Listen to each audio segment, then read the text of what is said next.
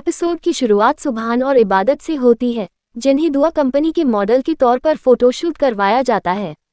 लेकिन शुभम इबादत के साथ खुश नहीं दिखता। वह उसे अपनी ओर खींचती है ताकि फोटोग्राफर उनके करीबी पलों की कुछ तस्वीरें ले सके। मन्नत को उनकी अंतरंगता देखकर बहुत जलन होती है। अपने कमरे में आकर मन्नत उग्र हो जाती है और सामान तोड़ना शुरू कर देती है। उसी समय कायनात भी उसके कमरे में आती है और उसे शांत करने की कोशिश करती है, लेकिन वह अपने अपमानजनक व्यवहार को नियंत्रित नहीं कर पाती है। कायनात उसे शांत करने की कोशिश करती है और फिर से इबादत के खिलाफ उसका इस्तेमाल करती है। उसे इबादत से बदला लेने के लिए उकसाया जाता है, जो उसके पिता की मौत का कारण था।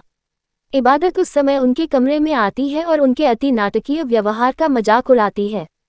वह मन्नत के कानों में जहर डालने के लिए कायनात की आलोचना भी करती है। हमीदा कशफ की हरकतों की जांच करने के लिए उसके कमरे में आती है। अपने कमरे में आकर हमीदा देखती है कि मेज़ पर ढेर सारा खाना रखा हुआ है। वह कशफ से पूछती है कि उसने अपने कमरे में इतना सारा खाना क्यों लाया। घर के संरक्षक द्वारा पूछे जाने पर कशफ बहुत घबरा जाता है।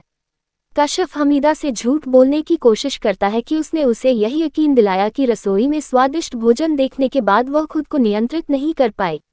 हमीदा कशफ की बात पर विश्वास करती है और उससे सवाल करने के लिए उससे माफ़ी मांगती है। हमीदा उस महिला के लिए अपनी चिंता व्यक्त करती है जो चुपके से उनके घर में प्रवेश कर रही थी। कशफ उस महिला के बारे में कुछ भी नहीं जानने का नाटक करता है।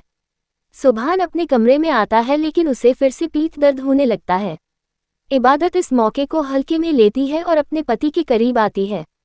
वह सुभान को उसके कपड़े बदलने में भी मदद करती है।